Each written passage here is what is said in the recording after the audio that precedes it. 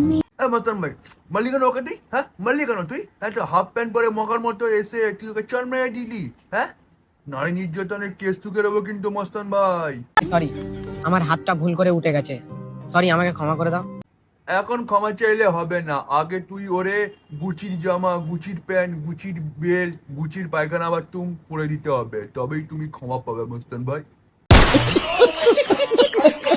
Guys, আমি আমার বন্ধুর কেটিএম নিয়ে ভিডিও বানিয়েছি বলে। কেন ভিডিও বানালি? তুই না আমাদের মস্তান ভাই, তুই অন্যের গাড়ি নিয়ে কেন ভিডিও বানাবি? মানুষ আমার কমেন্টে এসে ভুলভাল কথা বলছে।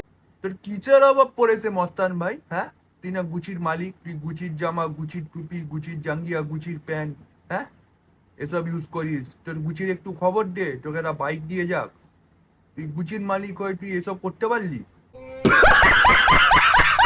না না মস্তান ভাই, তুমি এইটা ঠিক করনি। তুমি আমাগো মস্তান ভাই হয়ে লোকের বাইক নিয়ে ভিডিও বানাবে, তো লোক তো কবেই।